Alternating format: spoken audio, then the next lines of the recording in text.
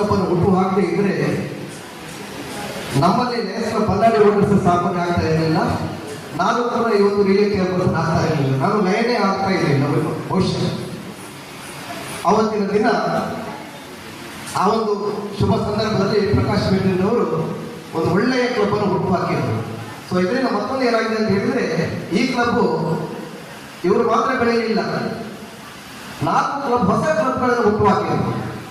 ಕೇವಲ 11 ವರ್ಷದ ಒಂದು ಕ್ಲಬ್ ಅನ್ನುವಂಥದ್ದು ಇಷ್ಟರ ಒಳಗಡೆ 4 ಕ್ಲಬ್ ಅನ್ನು ಹುಟ್ಟು ಹಾಕಿದ್ರು ಅಂತ ಹೇಳಿದ್ರೆ ಈ ಕ್ಲಬ್ ಎಷ್ಟು ಆಕ್ಟಿವ್ ಇರ್ಬೋದು ಅನ್ನುವಂಥದ್ದನ್ನು ನೀವೇ ಲೆಕ್ಕ ಹಾಕಿ. ಸೊ ಈ ಹಿಂದೆ ಕೂಡ ಇಷ್ಟೇ ಮಾತ್ರ ಅಲ್ಲ, ಕೋಟೇಶ್ವರ ಲಯನ್ಸ್ ಕ್ಲಬ್ ಈಗಾಗಲೇ 3 ಆರ್ಸಿಗಳನ್ನು ಕಂಡಿದೆ. ಲಯನ್ ದಿನಕರ್ ಶೆಟ್ಟಿ ಅವರು, ಲಯನ್ ಭೋಜರಾಜ್ ಶೆಟ್ಟಿ ಅವರು, ಹಾಗೆ ಲಯನ್ ಏಕನಾಥ್ ಗೋಳಾರ್. ಸೊ 3 ಆರ್ಸಿಗಳನ್ನು ಕಂಡಂತಹ ಕ್ಲಬ್, ಹಲವಾರು ಜರ್ಸಿಗಳನ್ನು ಕೂಡ ಕಂಡಂತಹ ಒಂದು ಕ್ಲಬ್ ಕೂಡ ಇದೆ. ಪ್ರತಿ ವರ್ಷ ಕೂಡ ಅಧ್ಯಕ್ಷರಾದವರು ಒಳ್ಳೆಯ ಸೇವಾ ಚಟುವಟಿಕೆಗಳನ್ನು ಮಾಡಿ ಜಿಲ್ಲೆಯಲ್ಲೇ ಈ ಕ್ಲಬ್ ಅನ್ನು ಒಂದು ಮಟ್ಟದಲ್ಲೇ ಇಟ್ಟುಕೊಂಡು ಹೋಗಿದ್ದಾರೆ. ಈ ವರ್ಷದ ಅಧ್ಯಕ್ಷರು, ಕಾರ್ಯದರ್ಶಿ ಹಾಗೆ ಟ್ರೆಜರರ್ ವಿಶ್ವನಾಥ್, ಸೌಮ್ಯ ನಿತ್ಯಾನಂದ ಹಾಗೆ ವೆಂಕಟೇಶ್ ಭಟ್ಟಿ.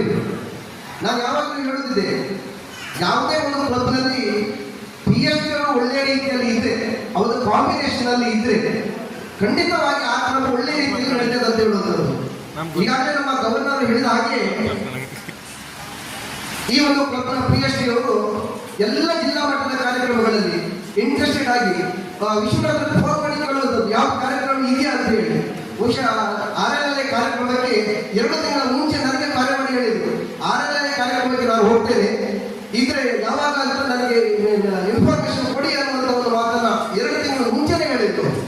ಅಂತ ಹೇಳಿದ್ರೆ ಈ ಒಂದು ಕ್ಲಬ್ನ ಈ ವರ್ಷದ PhD ಅವರು ಎಷ್ಟು ಆಕ್ಟಿವ್ ಇದ್ದಾರೆ ಅನ್ನುವಂಥದ್ದಕ್ಕೆ ಇದೇ ಒಂದು ಉದಾಹರಣೆ. ಹಾಗೆ ಇವತ್ತಿನ ಒಂದು ಗವರ್ನರ್ ವಿಸಿಟ್ ಕಾರ್ಯಕ್ರಮ ಅಂತ ಹೇಳಿದ್ರೆ ಒಂದು ಪ್ರೋಟೋಕಾಲ್ ಇರ್ತದೆ. ಅಲ್ಲಿ ಹೆಚ್ಚಿನವರು ಇವತ್ತು ಮಾಡುವುದಿಲ್ಲ. ಫಾರ್ ಎಕ್ಸಾಂಪಲ್ ಹೇಳೋದಾದ್ರೆ, ಕೆಲವರಲ್ಲಿ ಚಾರ್ಟರ್ ಅನ್ನು ಇಟ್ಟಿದ್ದಾರೆ ನೋಡಿ, ಆ ಚಾರ್ಟರ್ ಅನ್ನು ಇರುವಂಥದ್ದು ಪ್ರತಿ ಗವರ್ನರ್ ವಿಸಿಟ್ ಇದ್ದಾಗ ಚಾರ್ಟರ್ ಅನ್ನು ಇಡಬೇಕಾಗ್ತದೆ. ಸೊ ಅದನ್ನ ಪ್ರತಿ ವರ್ಷ ಕೂಡ ಅದನ್ನು ಇಟ್ಟುಕೊಂಡು ಇವರು ಪಾಲಿಸಿಕೊಂಡು ಬಂದಿದ್ದಾರೆ.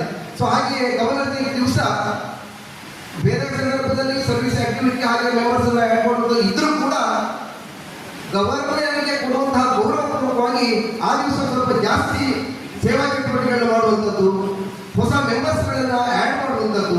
ಸೊ ಇದನ್ನು ಮಾಡಬೇಕಾಗ್ತದೆ. ಆ ಒಂದು ಎಲ್ಲ ಒಂದು ಗವರ್ನರ್ಸ್ ಭೇಟಿಯಾಗಿ ಒಂದು ಅಧಿಕೃತ ಕಾರ್ಯಕ್ರಮ ಯಾವ ರೀತಿಯಲ್ಲಿ ಮಾಡಬೇಕು ಅಷ್ಟು ಒಳ್ಳೆಯ ರೀತಿಯಲ್ಲಿ ಒಂದು ಕಾರ್ಯಕ್ರಮವನ್ನು ನಾವು ಕೋಟೇಶ್ವರ ಲಯನ್ಸ್ ನಡೆಸಿಕೊಟ್ಟಿದ್ದೇವೆ.